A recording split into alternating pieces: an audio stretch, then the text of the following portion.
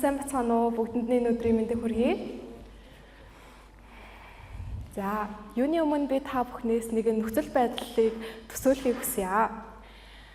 Яг энэ танхимд таны хажуу сууж байгаа хүн чинь хэрвээ гинэт газар дунаад амьсгалахын зохисвол та юу хийх вэ? За, түргэн тусламж дуудана гэж бодож магадгүй тэгэн ч зөв. Гэхдээ Монголд хүний амь насанд эрсдэл учирсан үед түргэн тусламж дунджаар 7-9 минутын дараа ирдэг. Энэ хугацаа болохоор та Улаанбаатар хотын аль бүсээс дуудлага хийсэн эсвэл хөдөө орон нутгаас дуудлага хийсэн үү? Тэгээд өдрийн ямар цагт дуудлага хийсэн хэсгээс хамаагүй уртсаж бас болдог. Гэтэл хүний тарих ердөө 4-6 минутын хугацаанд хүчил төрөвчгүйгээр гэмтэхгүй тэсэж чаддаг. Энэ хоёр хугацааг хооронд нь харьцуулаад харах юм бол нэг зүйл тодорхой болж байгаа нь юу вэ гэхээр таны хажууд байгаа хүний амь нас эсвэл бүр насан туршийн хөгжлийн бэрхшээлтэй байх хэсэг нь хажууд байгаа хүнээс нь хамаатай гэсэн үг. Өөрөөр хэлбэл таны гарт байгаа танаас хамаарна гэсэн үг. Тийм учраас би өнөөдөр анхны тусламж гэдгийг зүгээр нэг тодорхойлох талаас нь биш, харин бие биенийгээ халамжлах, хариуцлага гэдэг талаас нь ярмаар байна. За. Бид бүгдээрээ анхны тусламж гэдэг бол эмнэлгийн мэрэгжлийн эмч ирэхээс өмнөх анхан шатны нэг гинтэж бэрцсэн хүнд үзүүлэх анхан шатны тусламж хийгээд түүний жишээнд нь шарханд боол хийх, эсвэл цус тогтоох, CPR буюу сэхэн амьдруулах тусламж үзүүлэх гэх мэт зүйл багтна гэдгийг бүгдээрээ мэддэг. Гэхдээ хамгийн чухал зүйл нь юу вэ гэхээр та яг хэрэгцээтэй нөхцөл байдал үүсэх тэр мөчөд зөв зохистой тусламж үзүүлэх чадвар тэр бүхэл итгэл үнэмшилтэй байх явдал юм. Яагаад вэ гэхээр та зүгээр тодорхойлт мэдэх тэгээд жинхэнэ амьдрал дээр үйлдэл хийх хоёрын хооронд асар том ялгаа байгаа. Дэлхийн олон улс оронд анхны тусламжийг survival skill буюу амьд үлдэх чадвар гэж нэрлэдэг. Европын, Герман, Дани, Норвеги гэх зэрэг улсуудад та жолооны үнэмлэх авахынхаа өмнө заавал анхны тусламжийн сургалтанд хамрагдсан байх шаардлагатай гэсэн шаардлага тавьдаг. Тийм ч болохоор яг энэ эдгээр Герман, Австри зэрэг улсуудад иргэдийн 80-аас дээш хувь нь анхны тусламж үзүүлсэн ямарваа нэгэн сургалтанд суусан байдаг. Тийм учраас тэдний аль нэг гудамжинд нь хүн ухаан алдаад унахад тэд нар ингээд айж сандраад зүгтаад цочирдохгүй. Нэгэн шууд өвдөглөл суугаад тэр хүний амьсгал байна уу? Ямар амьсгал байгаа бол яг ямар байна гэдгийг шалгана. Өөр нэг хүн болохоор хурж ирээд түргэн тусламж дуудангаа бусад хүмүүсээ юу ихээ зохион байгуулдаг. Тийм жишээ нэ. За үндээс юу харж болох вэ гэхээр анхны тусламж гэдэг бол зүгээр нэг мэдлэг биш. Энэ бол бүхэл нийгмийн хариуцлага. Харин 2023 оны Монгол Мед болон Монголын анхны тусламжийн нийгэмлэгээс гаргасан нэгэн судалгаагаар монголчуудын дийлэнх нь болохоор өөрийнхөө анхны тусламжийн мэдлэгийг дутагдaltaй гэж үнэлсэн. Тэр бүхэл олон хүмүүс осол гэмтэл гарсан үед юу хийхээ мэдэхгүй сандралдаж буруу арга хэмжээ авдаг. Тэгээд зүгээр нэг юм энгийн анхны тусламжийн хэрэгслүүд байдаг байгууллага болон айл гэр харьцангуй ховор байдаг гэсэн үр дүн гарсан байдаг. Энэ статистик болохоор биднийг айлгахын тулд биш, харин ч биднийг одоо юу хийж эхлэх вэ гэдгийг харуулж буй эхлэх цэг боломж гэж би харж байна л да. За. Гэтэ нэг сайн мэдэн гэх юм бол Монгол улсад энэ анхны тусламжийн соёл харьцангуй дэлгэрч эхэлж байгаа. Үүний нэг жишээ нь гэх юм бол Монголын улаан загалмай нийгэмлэгээс жил бүр 30 мянган гаруй хүнд ингээд сургалт явуулдаг. Түнчлэн гэмтэл цоггийн үндэсний төвөөс тогтмол CPR үзүүлэх арга хэмжээ иргэдэд нээлттэй авах боломжтой байж байгаа.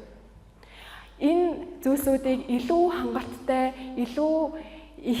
илүү ингээд сайжруулахын тулд хүн нэг бүр дор дорноо хариуцлага ухамсарлаад хамтын хүчээр энийг илүү өргөжүүлэх цаг нь болжээ.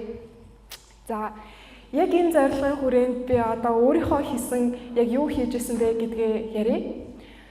2 жилийн өмнө буюу би өөрөө 11-р ангид байхдаа нэг орой эрүүл мэндийнхаа хичээлийн даалгаврыг хийгээд сууж байхдаа эрүүл мэндийнхаа даалгаврынхаа хүрээнд анхны цэцлэмжийн талаар олон мэдээлэл нийтлэлүүдийг интернетээс хайжсан байхгүй юу? Тэгээд тэгсэн чинь Сан Франциско нэгдсэн сургуулиудын анхны тусламж үзүүлэх заавар гэсэн гарчигтай нэгэн PDF гараад миний сонирхлыг айгүй их татаад нэгэд тартал маш зэгцтэй тодорхой схемчилж гисэн хамнаас цус галтвал яах вэ гэдгээс эхлээд харшлын уурвал ухаан балартах ухамсаргүй байх хүртэл энэ тохиолдлуудад яг эхнээс нь юу хийх ёстой, яах ёстой гэдгийг бүгдийн дарааллуулад маш зэгцтэй биччихсэн байсан мэдээлэл гарч ирсэн. Тэгээд энийг ингээ гүйлээд харж байхад ихэндээ бүр амар сонирхол төржсэн байхгүй миний. Сүүлдээ харин яасан бэ гэхээр жоохон уур үрж эхэлсэн. Яагаад вэ гэхээр би дараа нь Монгол сургуулиудын анхны тусламж үзүүлэх ингээд Монгол сургуулиудад зориулсан анхны тусламж үзүүлэх заавар байна уу гэд маш олон аргаар ингээд хайгаад үзсэн ч гарч ирсэн юм нь юу байсан бэ гэхээр зүгээр нэг блог нийтлэлүүд л байсан. Тэндээс надад төрсэн санаа нь юу вэ гэхээр Сан Францискод хин нэгэн ийм журам бичсэн л ээж тараа. Тэгвэл яагаад би Монголын сургуулиудад ийм анхны тусламжийн журам бичиж болохгүй гэж гэсэн санааныхаа үйлдсэн дээр яг тэр оройноо Google Docs нэгээд сургуулийн орчинд үзүүлэх анхны тусламжийн гарын авлага зураас Монгол гэж хичээд Docs нээжсэн. Тэгээд тэр Docs-н дээрээ өдөр бүр баг багаар ясны хугаралч байд юм уу, харшлын уруулч байд юм уу гэх мэт олон ингээд тохиолдлуудад яах ёстой гэдэг мэдээллүүдийг баг багаар нэмээд тэгээд 3 сарын дараа би өөрийн гэсэн анхны тусламжийн гарын авлагатай болж исэн. Тэгээд энэ нь зөвхөн ингээд өөрөө хийхээс гадна биологийнхаа багш нараас тэгээд бүр болохгүй бол ингээд мэрэгчлийн инженертэй холбогдоод би ингээд мэдгүй зүйлээ асуугаад хянуулаад явж исэн. За тэгээд энэ 3 сарын дараа ингээд сургуультаа хэрэгжүүлээд эхэлсэн чинь хэдхэн хоногийн дараа манай нэг багш над дээр хурж ирээд нэг асуулт асуусан л да. За Маралжан би ингээд чиний ингээд бичсэн гарын авлагыг уншиж байхдаа энэ амьсгал боогдох тэгээд хахалт хүүхэд хахах үед яаж ингээд хэмлэхийн аргаар тусламж үзүүлэх тухай уншлаа л да. Гэхдээ би ингээ уншаад ойлгож байгаа ч гэсэн яг бодит амьдрал дээр яаж хийхин жоохон төсөөлж чадахгүй байна гэж асууж байсан.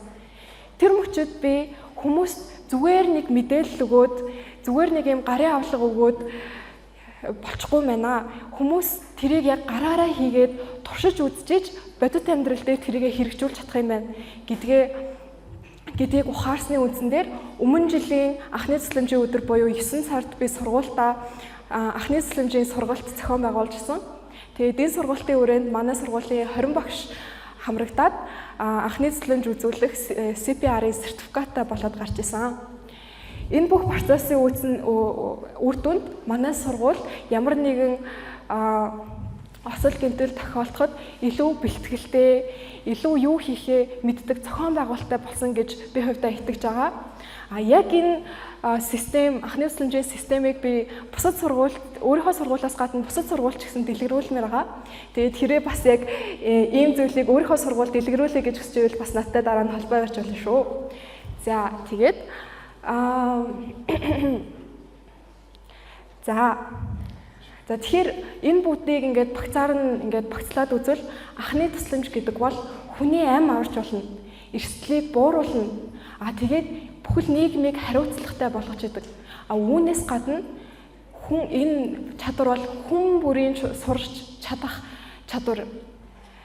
Тэгэхээр юу гэж хэлэх гээд байна гэхээр та анхны тусламж сурахын тулд заавал эмнэлгийн мэрэгчлэн эмч, сувилагч авах ямар ч шаардлагагүй. Та зөвхөн хүн байхад л хангалттай. Миний нэг итгэдэг нэг итгэл байдаг л да. Та ингээд яаралтай юм амьдрал таныг ер нь бол яралтай зүйлээр ингээд сориход хамгийн энгийн мэдлэг, хамгийн үн цэнтэй болдог гэж би итгэдэг байхгүй юу? Тэгээд таны ингээд зүгээр нэг юм жирийн өдөр хин нэгний хувьд сүүлчийнх нь боломж болох боломжтой. Тэр үед та эмнэлгийн мэрэгжилтэн эмч биш байсан ч та аврагч байж чадна. Одоо ингээд бодож байхад л та би үнэхээр ийм сургууль мургалтанд суух боломжгүй бол яах вэ гэд. Интернетээр мэдлэг ингээд мэдээлэл айгүй их олон байдаг болсон болохоор та мэрэгжлийн сургалт авах боломжгүй байсан ч интернетээс хайгаад өөрийнхөө ингээд чадхаараа өнөөдөр ядаж ингээд багч болсон мэдлэг ингээд судлаад үзээд тэрийг найзуудаа гэр бүлтэй хуваалцаарай гэж би хүсье. За тэгээд энэ яриаг хамгийн сүүлд нэг уриалгаар дуусгамаар байна. Та хинч байсан та аврагч байж чаднаа. Түүнд хүрэхийн тулд танд ердөө хитгэн цагийн сургалт тэгээд эрэл хайгуулт хангалттай. Баярлалаа.